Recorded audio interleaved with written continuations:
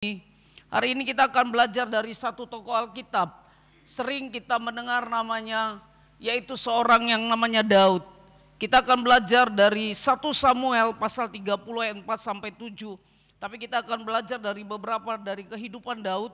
Sehingga pada hari ini seperti sebagaimana Daud berdoa, kita mau berdoa dengan apa yang difirmankan oleh Allah. Sehingga kita boleh bisa menikmati kuasa dari doa itu, sama seperti Daud bisa menikmatinya, demikian juga kita bisa menikmatinya. Hari ini kita akan belajar dari 1 Samuel pasal 30 ayat 4 sampai 7. Saya akan baca buat Bapak Ibu. Ini mengenai bagaimana waktu Ziklag terbakar, seorang Daud, seorang leader, seorang pemimpin. Tetapi saya mau katakan bukan masalah yang jadi problem, tapi apa yang dilakukan dalam masalah itu jauh lebih penting daripada semua problem seberat apapun. Keputusan yang kita ambil pada waktu kita ada dalam masalah, ada dalam tekanan, itu jauh lebih penting daripada masalah itu sendiri. Hari ini saya akan baca buat Bapak Ibu 1 Samuel 30 ayat 4 sampai 7. Demikian firman Tuhan. Lalu menangislah Daud dan rakyat yang bersama-sama dengan dia itu dengan nyaring sampai mereka tidak kuat lagi menangis. Ada satu keadaan di mana Daud menangis dan Alkitab bilang Daud nggak kuat lagi menangis. Artinya kalau seseorang sudah gak kuat lagi menangis, berarti ada satu titik di mana dia begitu sangat amat menderita. Dia sampai menangis dan gak mampu lagi menangis. Alkitab yang bilang. Juga kedua istri Daud ditawan, yakni Ahinoam perempuan Yizreel dan Abigail bekas istri Nabal orang Karmel itu. Dan Daud sangat terjepit. Apa yang buat Daud sampai menangis, kata Alkitab? Karena istrinya ditawan, kemudian anaknya juga ditawan, dan Daud sangat terjepit. Karena rakyat mengatakan hendak melemparnya dengan batu. Seluruh rakyat itu telah pedih hati, masing-masing karena anaknya laki-laki dan perempuan. Tetapi Daud menguatkan kepercayaannya kepada Tuhan Allahnya. Lalu Daud memberi perintah kepada Imam Abiatar bin Ahimelek, bawalah efod itu kepadaku. Maka Abiatar membawa efod itu kepada Daud. Bapak Ibu, kalau kita lihat tadi siapakah Daud, nanti kita akan lihat. Daud kalau kita lihat dalam konteks ini, dalam orang Israel pada waktu itu ada pelantikan raja itu ada yang secara de jure, ada secara de facto. Secara de jurenya sebenarnya Daud itu sudah diurapi jadi raja dalam konteks ayat ini. Tapi pada saat itu dia ini baru dikejar-kejar oleh Saul yang selalu iri sama dia. Tapi bisa bayangi pada waktu dia dikejar-kejar, justru pada waktu dia ada di Ziklag, dia mendengar pada waktu ada di situ anak dan istri-istri orang-orang yang pada waktu itu dikatakan terbakar dan Daud sangat terjepit. Kemudian karena rakyatnya mengatakan hendak melempari dia dengan batu. Saudara bisa bayangi, Daud adalah seorang raja tapi mau dilempari sama orang yang dia pimpin. Kira-kira itu keadaannya. Satu keadaan yang sangat amat sulit. Tapi saya suka dengan pernyataan Daud. Daud bilang begini di ayat yang pertama, sampai mereka, artinya Daud juga tidak kuat lagi menangis. Menarik, Daud mengakui keberadaannya. Pada waktu dia terjepit, pada waktu dia mau dilempari batu, pada waktu anak-anaknya ditawan, istrinya ditawan, Daud sebagai manusia dia menangis. Kemudian kalau kita lihat tadi bahwa dikatakan di ayat yang ke-6, tetapi Daud menguatkan kepercayaannya kepada Tuhan. Waktu Ziklag dibakar, waktu istrinya ditawan, waktu dia mau dilempari dengan batu, saya menarik semua apa yang dialami Daud. Daud hanya mengatakan, tetapi di tengah mau dilempar, di tengah-tengah pada waktu istrinya ditawan, anak-anaknya ditawan, ada kata yang kontradiksi sekali. Ada kata yang berlawanan dengan sebuah keadaan. Yaitu Alkitab bilang, tetapi Daud menguatkan kepercayaannya kepada Tuhan. Menarik. Dan saudara, Bapak Ibu bisa bayangi, Daud itu ada raja.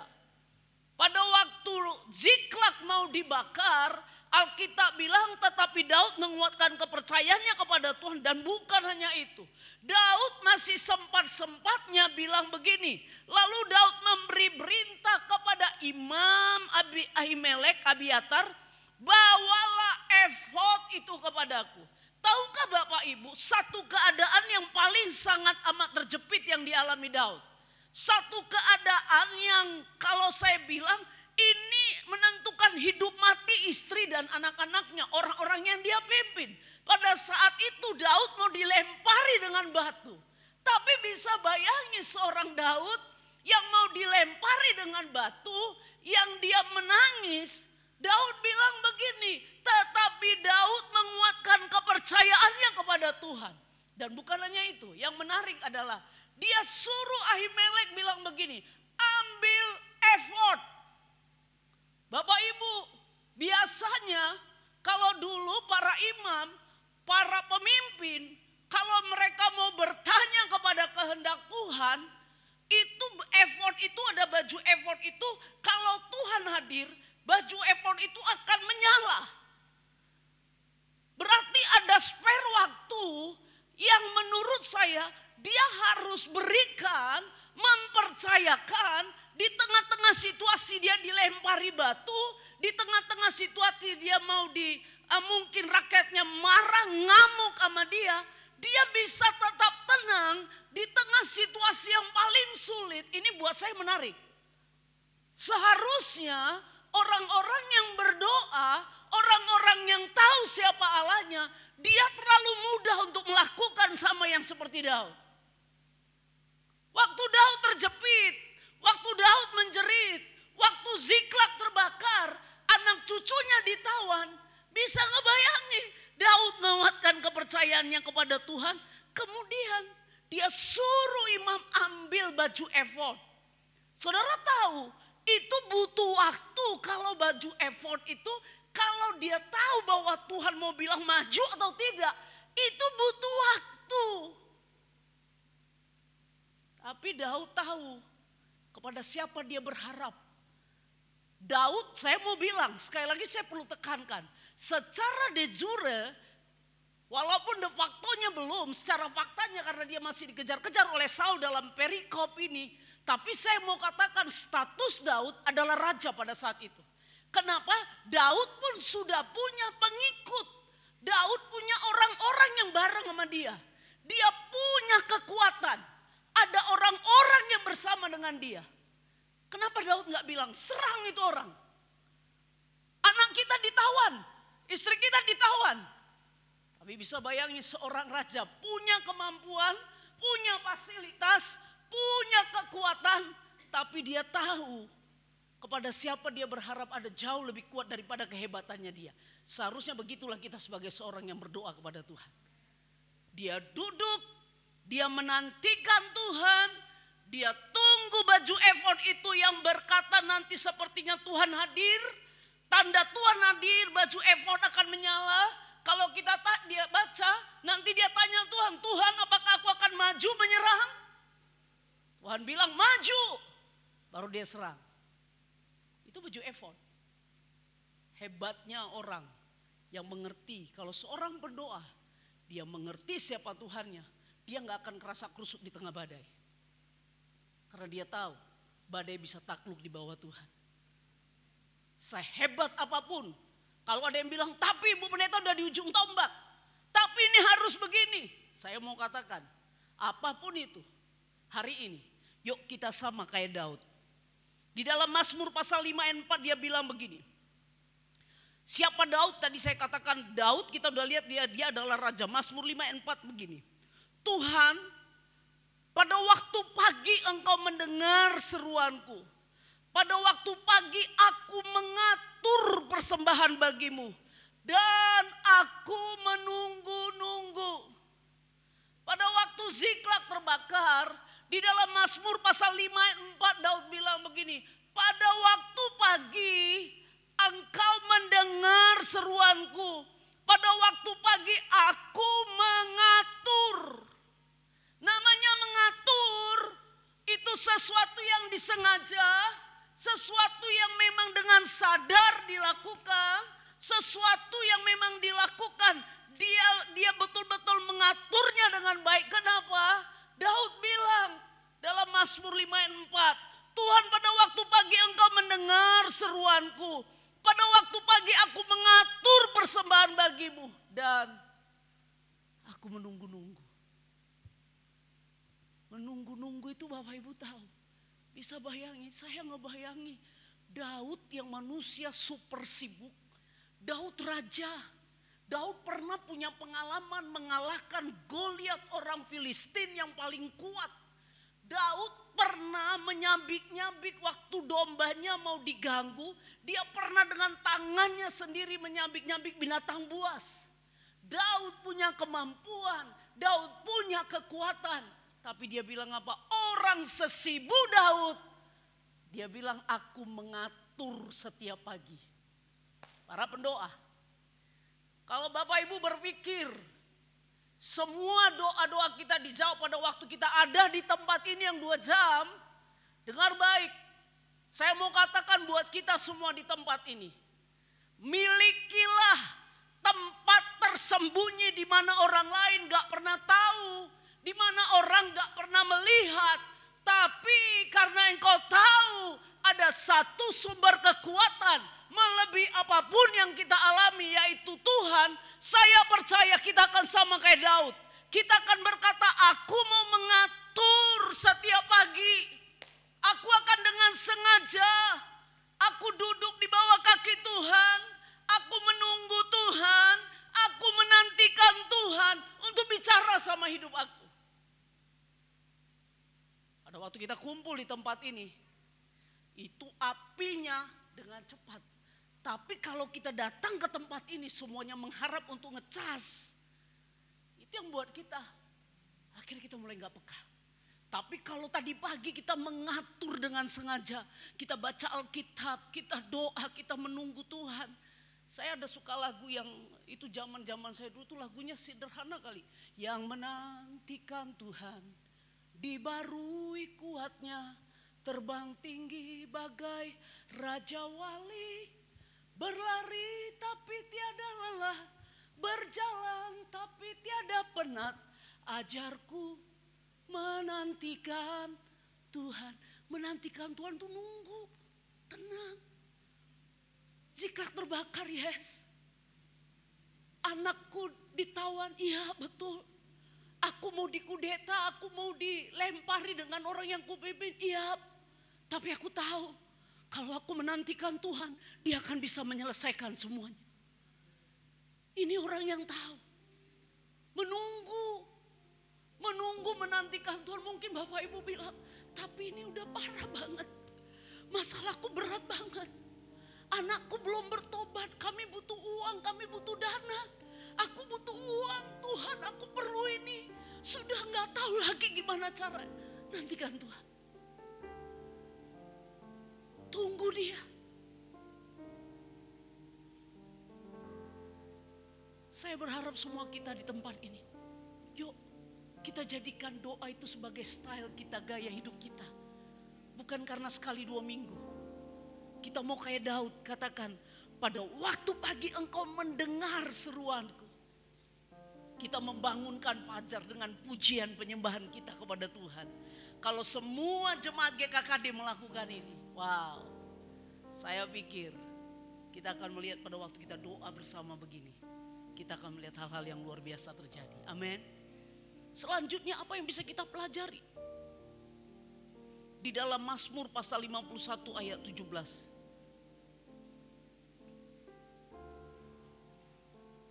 Saya akan baca buat Bapak Ibu. Mazmur 51 ayat 17. Ayat 19 itu kalau ada 2 ya 17 seperti sama 19. 19 ya coba 19.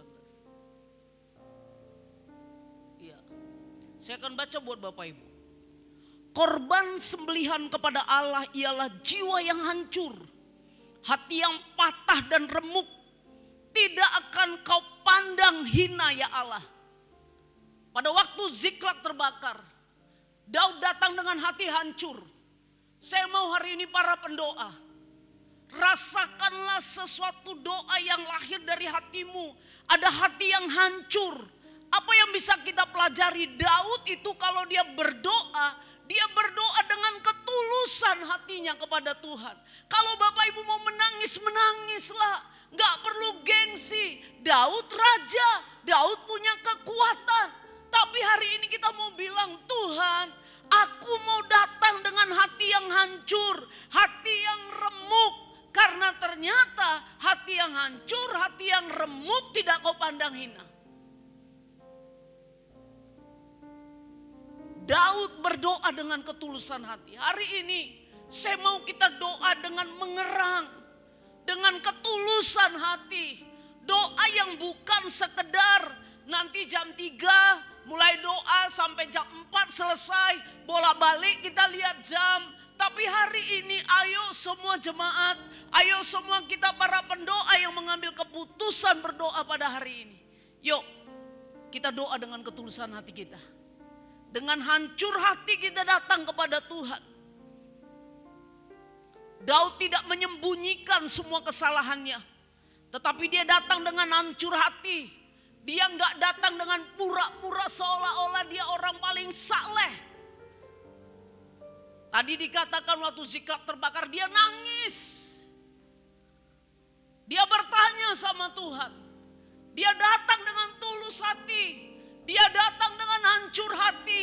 Dia enggak pura-pura karena dia raja. Dia enggak mau jaga wibawanya. Tapi dia datang, dia tahu kepada siapa dia datang. Keren sekali waktu saya lihat Daud yang seorang pendoa ini.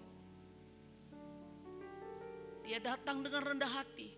Dia enggak pura-pura. Dia jujur. Bahkan pada waktu dia jatuh ke dalam dosa. Dengan Batsheba. Dia datang dengan terbuka di hadapan Tuhan. Saya mau katakan sama Bapak Ibu. Waktu Daud berkata, Daud menangis. Sebenarnya dia sedang mengakui sisi manusianya untuk apa? Supaya sisi Tuhan memenuhi kehidupannya. Kalau kita datang dengan aku ini kan pelayan, nggak enak aku nangis. Aduh nggak enak lah kalau aku nanti aduh nggak enak banget. Aduh nggak enak nanti pokoknya kita jaim. Tapi hari ini mari kita datang dengan hancur hati di hadapan Tuhan. Dan yang terakhir, yang kedua, Daud itu berdoa di dalam setiap musim hidupnya. Apapun keadaannya. Saya tahu ini gak gampang. Kalau kita lagi diberkati mungkin kita bilang gampang. Tapi Daud dia berdoa di dalam setiap musim hidupnya. Apapun keadaannya. Baik dalam keadaan keberhasilan. Dia tetap mencari Tuhan. Pada waktu dia dalam penderitaan. Dia terus berseru kepada Tuhan. Di dalam Mazmur pasal yang ketiga, ayat yang pertama sampai yang keempat saya baca buat Bapak Ibu. Mazmur Daud ketika ia lari dari Absalom anaknya. Ya Tuhan, betapa banyak lawanku. Banyak orang yang bangkit menyerang aku. Banyak orang yang berkata tentang aku, baginya tidak ada pertolongan daripada Allah. Selah. Selah itu kata di mana dia tenang, diam. Selah itu artinya istirahat. Waktu Daud di ayat 1 dan ketiga itu dia katakan banyak orang berkata tentang aku. Baginya gak ada pertolongan, dia ngomong tapi kemudian dia selah. Pada waktu dia katakan selah istirahat. Coba lihat apa yang keluar dari mulutnya. Beda di ayat 1 dan 2 dan 3. Di ayat 4 dia bilang apa? Tetapi engkau. Pada waktu kita diam. Daud datang dalam setiap musim. Datang kepada Tuhan. Selah itu artinya diam. Selah itu artinya tenang. Selah itu artinya istirahat bentar. Nantikan Tuhan. Akhirnya dia bilang, tetapi engkau, Tuhan adalah perisai yang melindungi aku. Engkaulah kemuliaanku dan yang mengangkat kepalaku. Dengan nyaring aku berseru kepada Tuhan. Dan ia menjawab aku dari gunungnya yang kudus. Dia istirahat lagi. Selah. Bapak Ibu. Ini Mazmur ditulis dalam keadaan Daud situasi gak enak. Saya kalau baca kisahnya Daud itu banyak sekali problemnya. tahukah Bapak Ibu apa yang dialami Daud dari Mazmur pasal 30 ini? Tahukah Bapak Ibu? Ini dia keluarkan ayat ini karena apa? Di satu kali dia punya anak namanya Absalom. Saya nggak sempat bacanya semua. Pada waktu itu Absalom mau mengkudeta bapaknya sendiri yaitu Daud. Dimulai dari apa? Kalau kita baca kisahnya, Absalom pada saat itu sakit hati. Dia kepahitan, kenapa? Pada waktu itu dia punya adik namanya Timnah. Diperkosa oleh Amnon. Pada waktu itu Amnon pura-pura sakit. Pada waktu Amnon pura-pura sakit. Kemudian dia karena jatuh cinta kepada Timnah. Kemudian pendek ceritanya dia perkosa Timnah. Pada waktu dia perkosa Timnah pulang. Pada waktu pulang ditanya Absalom, ada apa adikku? Lalu dia ngomong, aku diperkosa oleh Amnon. Kemudian Bapak Ibu tahu pada waktu itu Absalom ngadu sama bapaknya. Dia bilang, Pak, adikku Timnah diperkosa. Tapi pada saat itu kalau Bapak Ibu baca, Daud gak melakukan apapun. Absalom marah, Absalom benci. Sejak saat itu dia merancang, dia mau bikin, katanya dia datang sama bapaknya, Pak, aku mau bikin pesta sama semua anak-anak raja. Jadi dia minta Amnon diundang. Tapi tahukah Bapak Ibu, karena kepahitan yang dialami oleh Absalom, Absalom punya rencana pengen membunuh dengan tangannya sendiri Amnon. Pada waktu itu Amnon disengaja dibuat mabok. Alkitab bilang dia memarang, diparang sama dia anak raja, dibunuh. Tapi dia gak puas sampai di situ. Dia mengkudeta bapaknya, dia menghancurkan kepemimpinan bapaknya. Apa yang dia lakukan? Dia ambil gundik-gundik istrinya Daud. Kemudian dia permalukan di depan rakyatnya. Diambilnya, ditaruhnya di atas soto rumah. Dia pertontonkan sama semua yang dipimpin oleh Daud supaya dia bisa kudeta Daud. Saudara tahu apa yang dilakukannya? Dia tidur dengan semua gundik dari istri dari bapaknya sendiri. Kepahitan, benci, marah. Makanya Daud bilang, ketika ia lari dari Absalom anaknya, betapa banyak lawan. Ada situasi yang berat, sulit, tapi Daud tetap berdoa dalam setiap musimnya. Menarik buat saya. Dari anak sendiri dia punya masalah.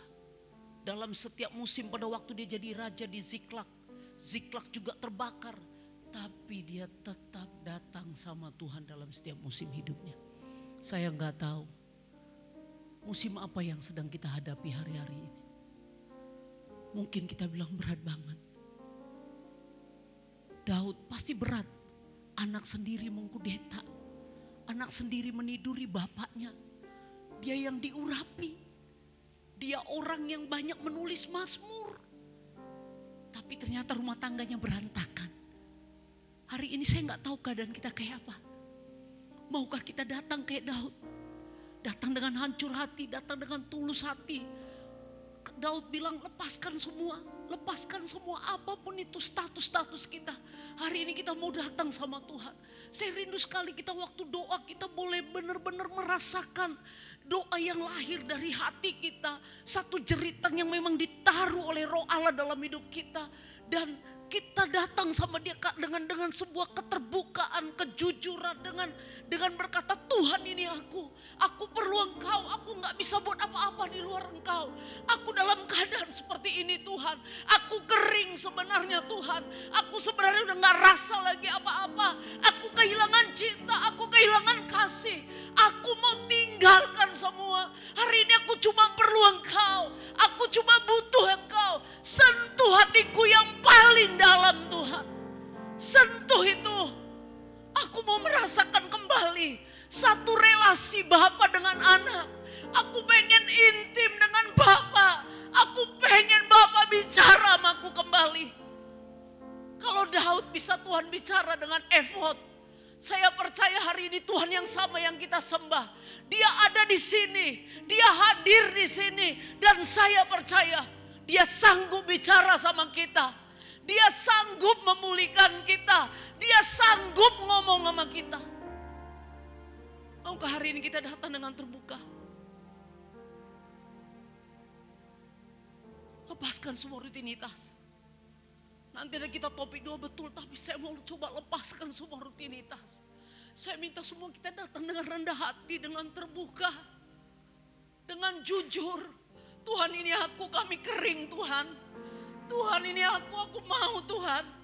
Aku mungkin udah gak pernah lagi mengatur doa pada waktu pagi hari. Aku udah gak pernah baca Alkitab lagi. Aku mau kembali Tuhan. Aku mau intim kembali. Kalau Engkau pernah lakukan itu sama Daud, lakukan itu sama hidupku. Mari hari ini Bapak Ibu, semua kita datang sama Tuhan. Saya tutup dengan ayat yang terakhir. Mazmur pasal 34 ayat yang kedua. Saya akan baca buat Bapak Ibu. Aku hendak memuji Tuhan pada segala waktu. Puji-pujian kepadanya tetap di dalam mulutku. Apa hari ini keberadaan kita? Maukah kita berkata, aku hendak memuji Tuhan dalam segala waktu. Puji-pujian kepadanya tetap di dalam mulutku. Hari ini, yuk kita bareng-bareng datang sama Tuhan. Semua kita Bapak Ibu mau berlutut. Daud raja. Daud punya kekuatan. Tapi begitu rendah hatinya dia di hadapan Tuhan. Hari ini, ayo kita tinggalkan semua. Kita bilang sama Tuhan, aku cuma mau pengen berurusan dengan Tuhan. Bicara sama hatiku kembali. Taruh kepekaan kembali. Aku mau kembali merasakan hubungan yang dekat Bapa dengan anak. Aku mau dengar Engkau kembali Tuhan. Ini kami Tuhan. Engkaulah kekuatan kami.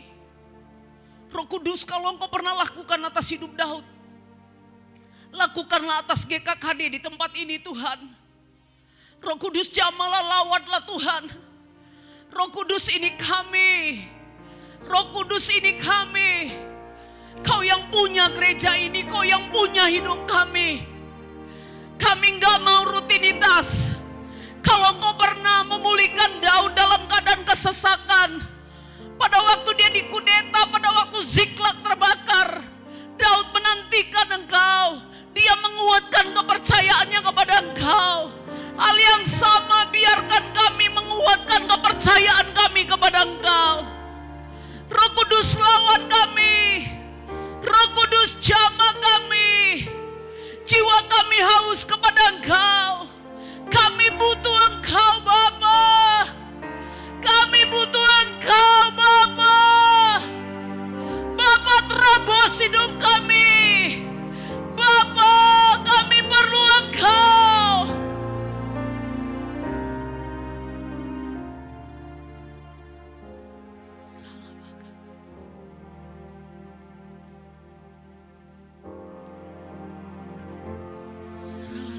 Engkaulah kekuatanku, tempat perlindunganku. Engkau satu-satunya tempat pelarian kami Tuhan. Saat badai menerpa, Roh Kudus, jamah kami. aku tak akan goyah. Aku tak akan goyah, sebab Kau sertaku. Engkaulah kekuatan kami Tuhan. Engkaulah kekuatanku, tempat perlindunganku. Saat badai menerpa, aku tak akan goyah. Aku tak akan goyah,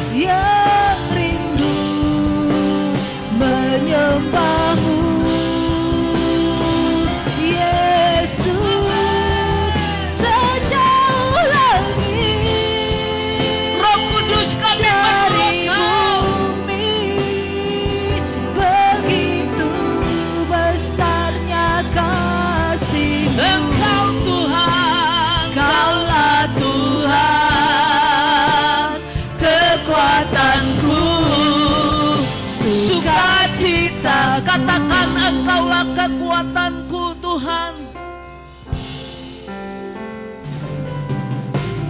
Engkaulah kekuatanku, tempat perlindunganku. Amin. Saat badai menerpa, aku tak akan goyah.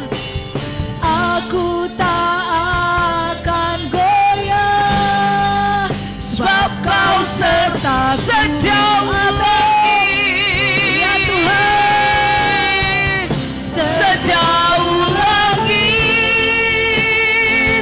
dari bumi, begitu besarnya kasih-Mu, penuhi hati kami yang rindu menyembah-Mu. Yes, sejauh langit kami sembah Kau Tuhan. di bumi, begitu Besarnya kasih-Mu, Kaulah Tuhan kekuatanku, sukacitaku. Sejauh langit, sejauh langit dari bumi, begitu besarnya kasih-Mu, penuhi hati kami yang rindu menyembah-Mu. Yesus, sejauh langit dari bumi, begitu besarnya kasih-Mu, Kaulah Tuhan kekuatanku, sukacitaku. Kaulah Tuhan, Kaulah Tuhan kekuatanku, sukacita. Kau Tuhan, Kaulah Tuhan kekuatanku, sukacitaku.